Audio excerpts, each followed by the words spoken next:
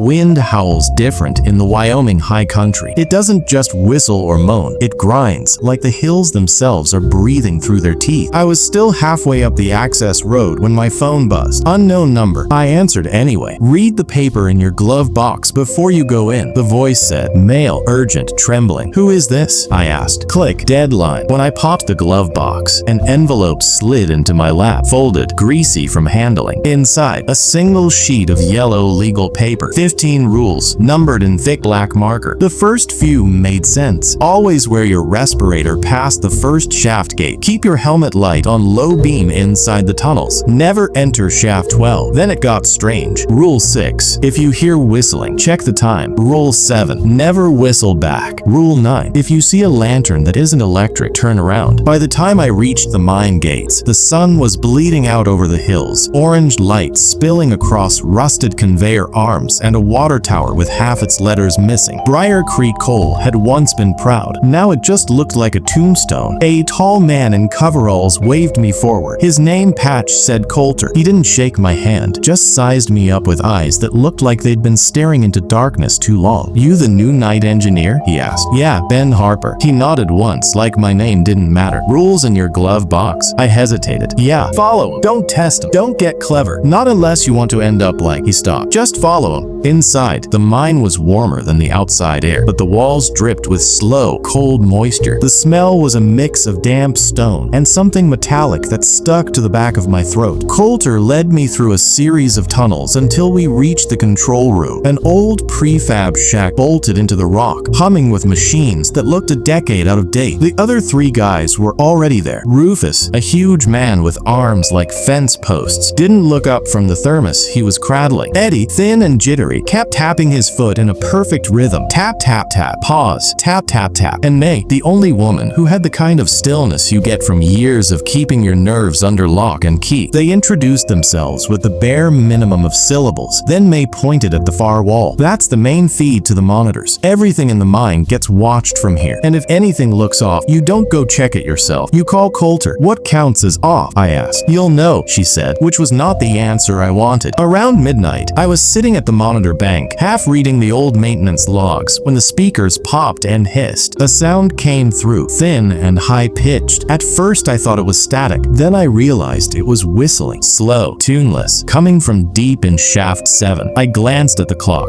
12:04. Rule 6. If you hear whistling, check the time. It didn't say what to do after that. Eddie appeared behind me, pale as chalk. "Don't answer it," he whispered. I wasn't going to. "You were thinking about it," he said, and the way he looked at me, like he knew exactly what kind of thoughts were crawling into my head, made me shift in my chair. The whistling faded. The tunnel camera in shaft 7 showed nothing but darkness. Coulter leaned into the doorway, helmet light off, voice low. "Good. First night, and you didn't break a rule. That's rarer than you think." I wanted to ask what happens if you do break one, but I already knew from the way they looked at me. You don't ask that here. The next night started quiet. Too quiet. That's a cliche, I know, but in a mine it means something. No creak of the timbers settling. No trickle of water in the drainage pipes. No distant rumble of the ventilation fans. Just dead air. Coulter was making his rounds in the north drift. Rufus was down at the breaker line. May was in the control room. Eddie had taken up his usual post near the coffee urn, jittering like a power line in a windstorm. "You ever been down shaft 12? I asked him, trying to sound casual. His head snapped up like I'd slapped him. "Rule 3, he said. "I know the rule. I'm asking why." "Don't matter why. It's there to keep you alive." The way he said alive made the room feel colder. I dropped it. Around 1:30, the monitor for shaft 4 started flickering. A faint orange glow moved through the darkness, bobbing like someone carrying a lantern. Old style. Flame, not LED. Rule 9. If you see a lantern that isn't electric, turn around. The camera had no turnaround option, so I just shut it off. When I looked over, May was already staring at me, lips pressed thin. "Good," she said. "You're learning." "Learning what, though?" She didn't say. At 2:05, the radio crackled. Static, then Coulter's voice. Only it wasn't quite right. "Ben, need you in shaft 12 now." Every word was too slow, too spaced out, like he was chewing each syllable before spitting it out. I grabbed the handset. "You told me never to. Now." That single word came through so sharp it felt like it cut into my eardrum. The door to the control room banged open. Coulter stood there, breathing hard. "You hear me on the radio just now?" he asked. "Yeah, you said to meet you in shaft 12. His jaw tightened. "Wasn't me." We all looked at the radio radio. It was still hissing softly, like someone was breathing on the other end. Then, without warning, it started whistling, the same slow, tuneless sound from the night before. Eddie's foot tapping stopped dead. May reached up and yanked the radio's power cord from the wall. The hissing didn't stop. It kept breathing, kept whistling. Coulter leaned close to me, voice low. "If it ever tells you to go somewhere, don't. Not even if it uses my voice. Especially if it uses my voice." We all stood there, listening to that awful, patient whistle until it finally faded. Nobody spoke for a while. Later, when my shift was almost over, I found a folded scrap of paper on the control desk. Different handwriting from the rule sheet. Only 3 words. They're already inside. By my 3rd night, I'd memorized the smell of the place. Wet stone, coal dust, and something faintly sweet, like flowers left too long in a vase. The others didn't talk much anymore. Eddie had stopped tapping his foot, but his hands twitched instead, like he was playing an invisible piano. May wouldn't even drink her coffee until it had gone cold, claiming the steam hides the sound. I didn't ask what that meant. The shift had been uneventful until just past 1 a.m. when the control room door rattled 3 times. Not a knock, more like something heavy bumping against it in a perfect rhythm. Coulter's head snapped up from the equipment logs. His voice was sharp. "Nobody answer that." May stood, sliding a steel bolt across the door. "Rule 11, she said without looking at me. I checked my sheet. Never answer knocks that come in patterns of 3. The noise came again. 3 perfectly spaced knocks. A pause. Then 3 more, louder. Eddie was staring at the door now, pupils dilated. His lips moved, soundless at first, then whispering, "It's for me." Coulter moved fast, shoving him back into a chair. "Don't look, don't talk to it." Eddie's voice rose. "It knows my name. It's been waiting." The 3rd round of knocks rattled the frame hard enough to make dust fall from the ceiling. Then, silence. I thought it was over, but a moment later, the sound came again, this time from the far wall of the control room, the one that backed onto solid rock. May's face went pale. "It's moving." The knocks slid along the wall, as though whatever was making them was dragging itself through the stone. 3 knocks. Pause. 3 knocks. Getting closer to the corner where the electrical conduit entered the room. The overhead lights dimmed, then flickered. Coulter grabbed a wrench from the tool rack and planted himself between the conduit and the rest of us. "If the lights go out," he said, "close your eyes and count to 30. Do not open them before that." The final set of knocks landed right on the conduit. Then, faintly, like someone speaking through a mouthful of gravel, "Ben, let me in." I didn't move, didn't breathe, but in the corner of my eye, Eddie was smiling. The smile on Eddie's face didn't fade, even after the knocking stopped. May kept glancing between him and the conduit, like she was waiting for one of them to make the first move. "Eddie," Coulter said slowly, "look at me." But Eddie's gaze was fixed somewhere beyond us, beyond the room, as though he could still see whatever had been outside the wall. Coulter didn't wait for an answer. He yanked the main breaker for the lights, plunging the control room into the soft red glow of the emergency strips. "Stay put," he told me and May, before stepping out into the drift. We heard his boots crunching gravel for a while, then silence. May moved to the monitor bank, flipping through the camera feeds until she stopped on shaft 5. Something was there. Not a man, not exactly. It was a figure in a long, dust-caked coat,